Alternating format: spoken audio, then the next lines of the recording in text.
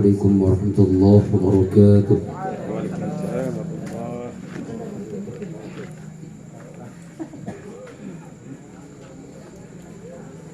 تقبل الله منكم.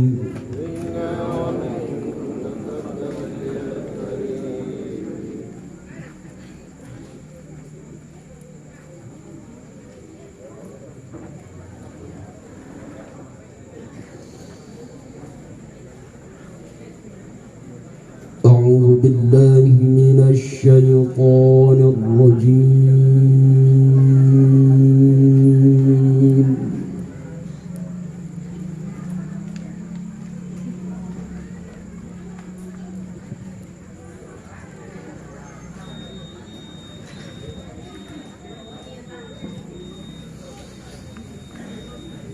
بسم الله الرحمن الرحيم.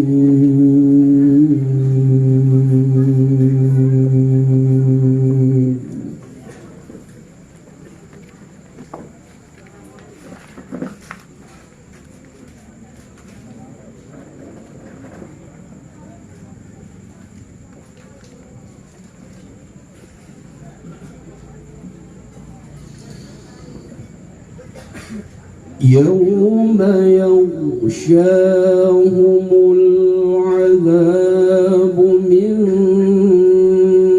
فوقهم ومن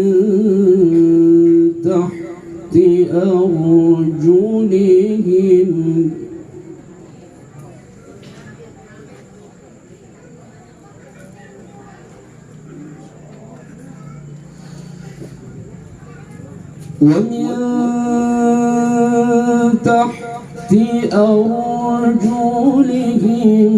ويقول ذوقوا ما كنتم تعملون.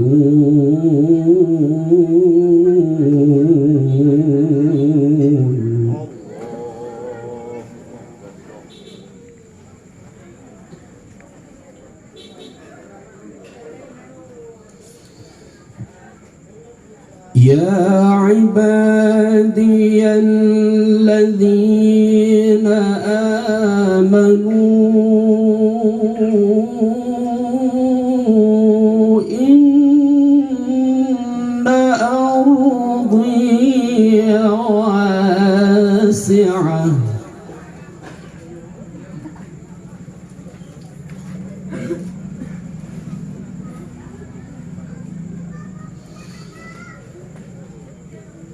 إن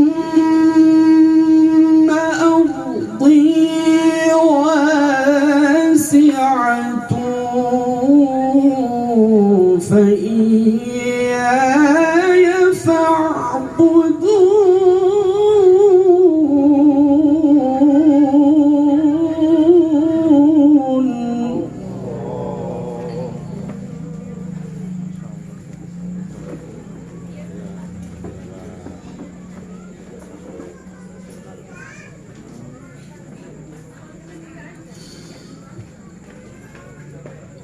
كل نفس ذائقة الموت ثم إلينا ترجعون.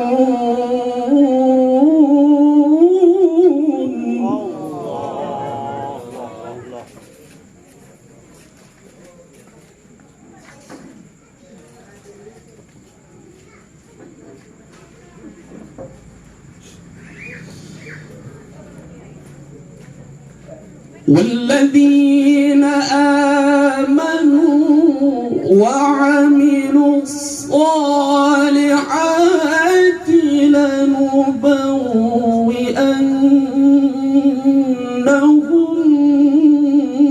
من الجنة غرفا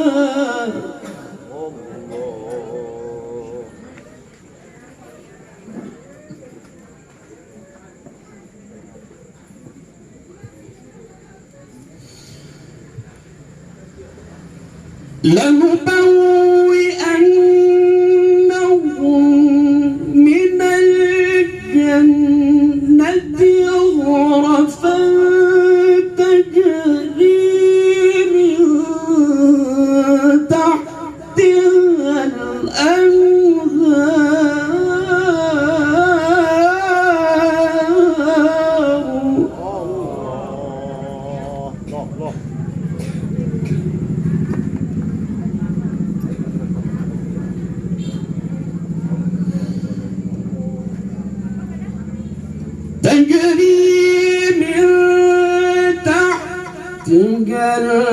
الأنهار خالدين فيها نعم أجر العاملين.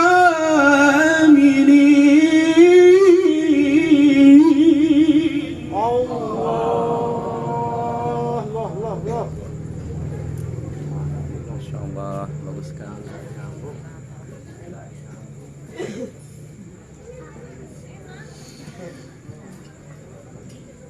الذين صبروا وعلى ربهم يتوكلون.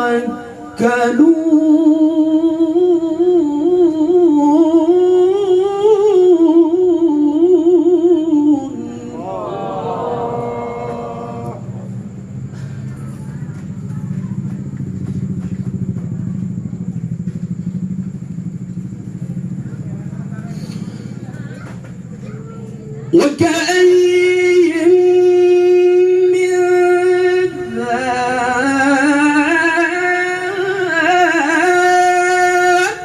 دابة لا تحمل رزقها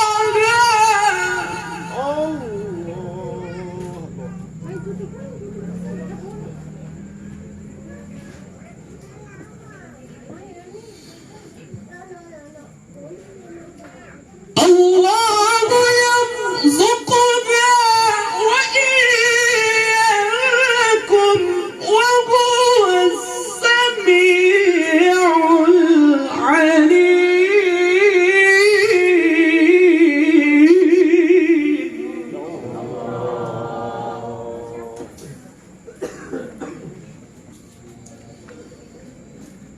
الله يرزقنا وإياكم وهو السميع العليم.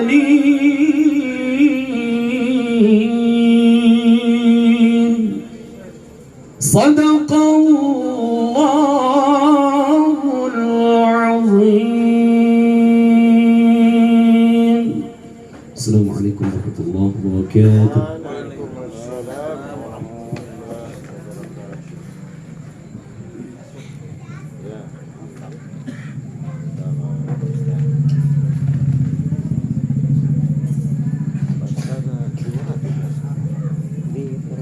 Assalamualaikum warahmatullahi wabarakatuh.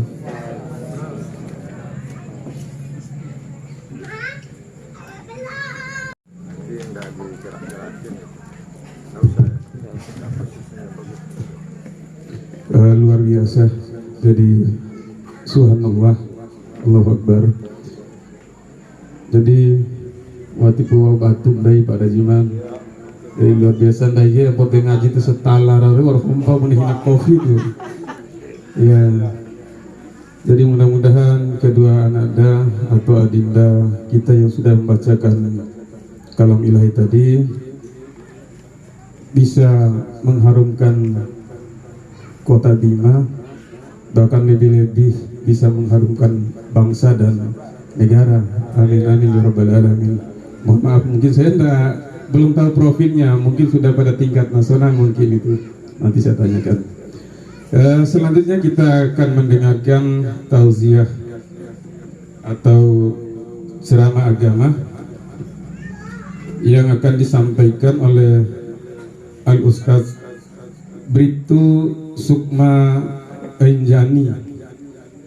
Jadi sedikit mungkin profil beliau tadi ya bicara kecil-kecil dengan saya tadi bahwa beliau bertugas di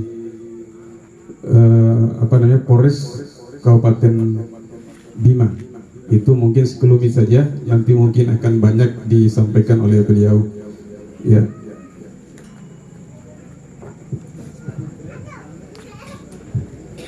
Bismillahirrahmanirrahim. Assalamualaikum waalaikumsalam warahmatullahi wabarakatuh.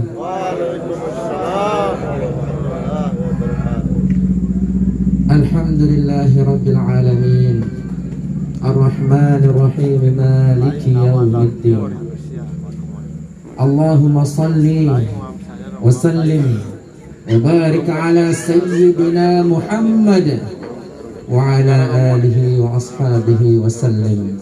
Amma ba'd. Ma'asyiral muslimin, tuan-tuan yang terhormat, ibu-ibu yang terkasih, marilah kita sama-sama mengucapkan segala puji bagi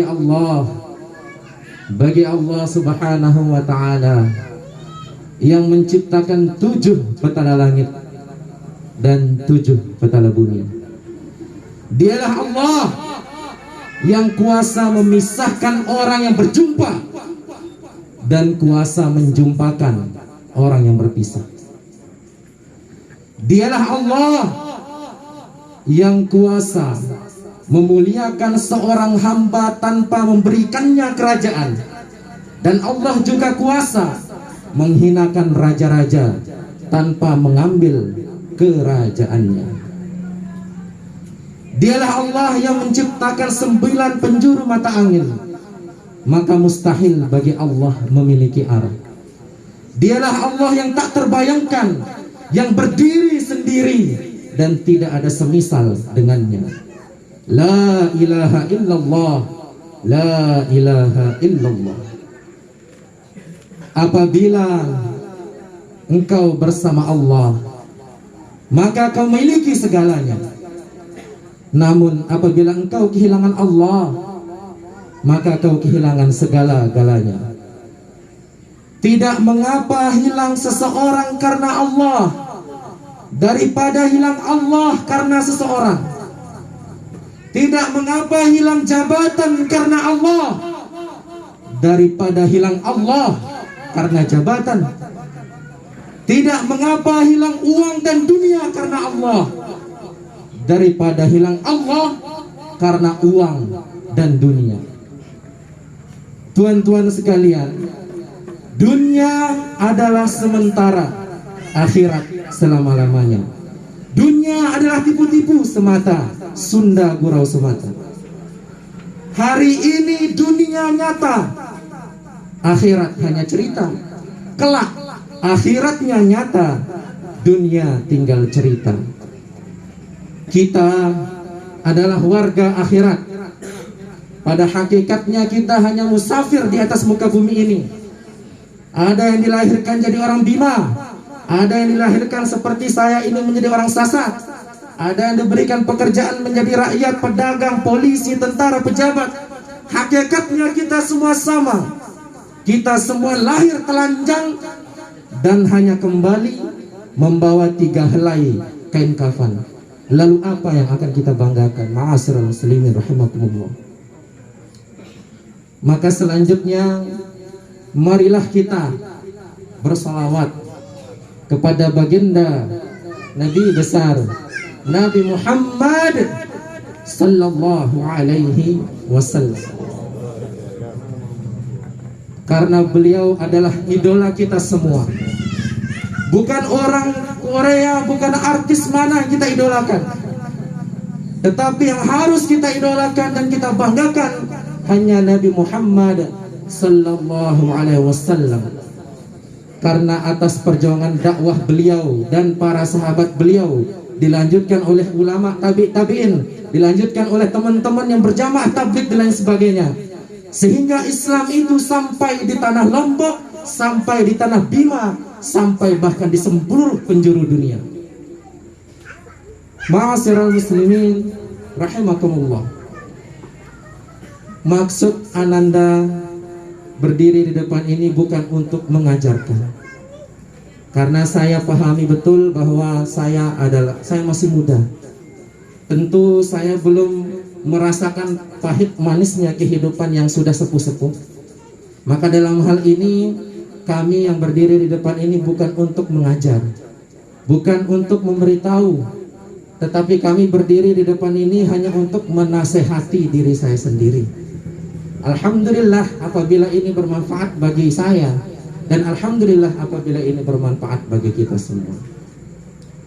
Ma'asyiral muslimin rahimakumullah. Setiap manusia, setiap yang berjiwa pasti merasakan yang namanya kematian. Seperti yang sudah disampaikan oleh Qori kita, Masya Allah suaranya bagus sekali. Jadi saya sampai gemetar tadi. Jadi semua kullu nafsin dha'iqatul maut.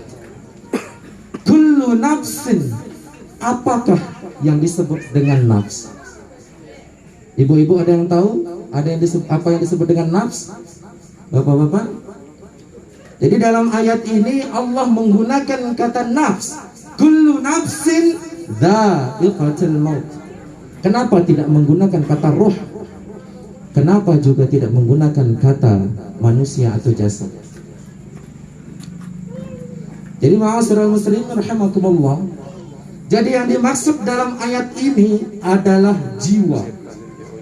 Setiap jiwa pasti merasakan yang namanya kematian. Apa itu jiwa? Ya. Jadi jiwa itu adalah ketika badan, ya, ketika badan ditiupkan ruh ke dalam jasad, ya. Jasad ini kosong, belum hidup, ya, bangkai seperti jasad kita ini, belum hidup. Ketika ditiupkan ruh oleh Allah, fayanfuhu fi ruh, ditiupkan ruh, maka jasad ini menjadi hidup, bergerak dia, sadar dia. Nah, kesadaran ruh yang ada di dalam jasad inilah yang disebut dengan jiwa.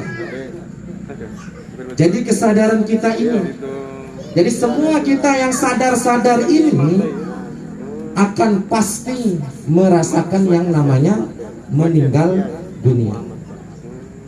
Maka tuan-tuan yang terhormat, ibu-ibu, maka sangat perlu sekali kita mengerti, kita memahami dari mana kita berasal, siapa yang kita sembah, bagaimana cara kita menyembah, dan kemana kita akan kembali.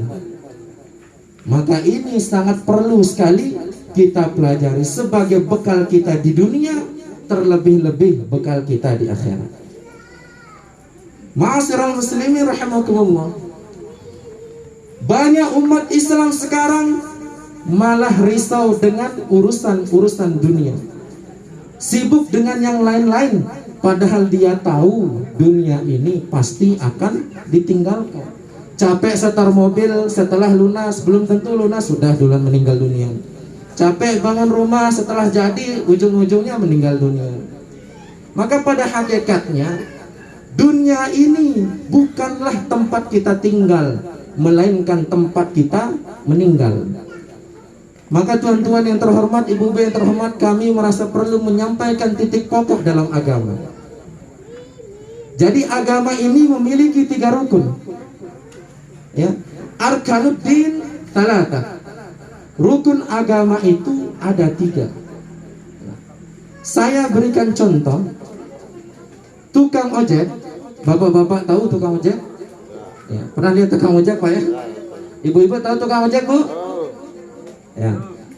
Jadi tukang ojek itu miliki 3 rukun Pak. Pertama harus ada motor, kedua harus ada bensin, ketiga harus ada orangnya, orang ojeknya. Apabila tidak ada salah satu, maka tidak bisa dikatakan tukang ojek. Contoh, yang ada orang dengan bensin, nggak ada motor, maka tidak bisa dikatakan tukang ojek, tapi disebut orang sedang bawa minyak. Kalau ada motor dengan minyak, nggak ada orang, tak bisa disebut tukang ojek, disebut motor parkir, Pak. Begitupun kalau ada orang dengan motor tapi nggak ada minyaknya, bukan tukang ojek, Pak, disebut orang nganggur namanya. Maka yang tiga ini harus ada motor, harus ada bensin, harus ada orangnya atau tukang ojeknya, baru sah dikatakan tukang ojek. Begitu pula dengan agama. Agama itu memiliki 3 rukun. Yang pertama disebut dengan Islam, yang kedua disebut dengan iman, yang ketiga disebut dengan ihsan. Maka yang 3 ini harus ada pada diri manusia, baru sah dia dikatakan beragama di sisi Allah, bukan di sisi hukum. Kalau di sisi fikih kita mengucapkan syahadat saja sudah sah, tetapi di sisi hakikatnya sebenar-benarnya, apabila tidak mengamalkan yang 3 ini, maka tidak bisa dikatakan beragama seperti tukang ojek yang tadi. Nah, rukun agama yang pertama adalah Islam. Saya rasa kita semua adalah Islam. Alhamdulillah, kita lahir dari keluarga Islam. Islam itu memiliki 5 rukun. Ya, pertama bersyahadat, kedua sholat, ketiga puasa, keempat zakat, kelima haji jika mampu. Nah, terus rukun agama yang kedua dikatakan rukun iman. Itu ada 6.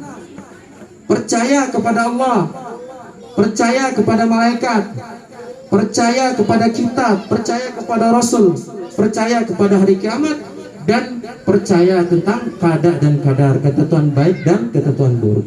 Itu rukun iman, rukun agama yang kedua. Dan rukun agama yang ketiga itu apa? Yaitu ihsan. Apa itu ihsan? Anta'budallaha ka'annaka takun tarah, fa illam takun tarah fa innahu yaraka. Engkau menyembah Allah seakan-akan engkau melihat Allah. Namun apabila kau tak mampu, kau tak sanggup, maka yakinlah Allah melihat kamu. Maka tuan-tuan dan ibu-ibu, dari penjelasan ini dapat kita pahami bahwa rukun Islam takluknya kepada perbuatan dan ucapan kita. Rukun iman takluknya kepada hati kita.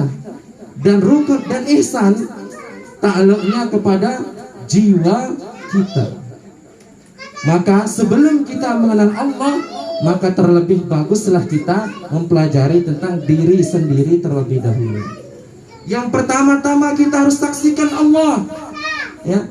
Jadi di dalam KUHP 184 KUHP, salah satu alat bukti itu adalah keterangan saksi, Pak. Dalam 184 KUHP, kebetulan alhamdulillah saya sudah 6 tahun di penyidikan, jadi sedikit paham tentang penyidikan. 184 KUHP menyatakan bahwa alat bukti yang sah salah satunya adalah keterangan saksi. Dan di dalam ketentuan umum di KUHP dijelaskan, saksi itu apa? Saksi adalah yang mengalami, yang melihat, yang mendengar sendiri kejadian perkara tersebut. Maka hakikatnya syahadat kita kepada Allah Subhanahu wa Ta'ala, apabila nafs kita, hati kita, jasad kita tidak bisa merasakan, tidak bisa mengenal, tidak bisa melihat, mengetahui, mendengar, lalu siapa yang kita saksikan? Lalu siapa yang kita saksikan? Saya bertugas di Bima sudah 10 tahun, Pak. Saya ketemu perang kampung, Pak. Si A perang kampung, si lawan si B. Si A bilang Allahu Akbar, si B bilang Allahu Akbar, tapi mereka saling serang. Allah yang mana diakbarin? Allah yang mana diakbarin? Karena sejatinya Allah adalah namanya saja. Yang kita sembah pemilik nama Allah. Maka sangat penting kita belajar tentang iman. Banyak orang mengatakan, Ustadz besok aja saya taubat kalau saya sudah tua. Kamu kira Islam ini hanya sholat saja? Kamu kira Islam ini hanya puasa saja? Sebelum kita melakukan itu, pertama-tama kita harus menyaksikan Allah. Setelah kita saksikan Allah, baru kita meyakini Allah. Setelah kita meyakini Allah, barulah kita seakan-akan melihat Allah Subhanahu wa taala. Ma'asyiral muslimin, tuan-tuan, ibu-ibu yang terhormat. Semoga ceramah yang agak panjang ini bermanfaat loh bagi diri saya dan kepada kita semua. Insya Allah sedikit demi sedikit, apabila ada niat dalam hati kita untuk betul-betul belajar Islam secara kafah, maka Allah Subhanahu wa taala akan membimbing hati-hati kita. Apabila itu kebenaran, maka itu datang dari Allah Subhanahu wa taala, dan apabila itu adalah kebatilan, kesalahan, maka itu datang dari nafsu, hawa nafsu saya sendiri. Akhirul kalam, assalamualaikum warahmatullahi wabarakatuh.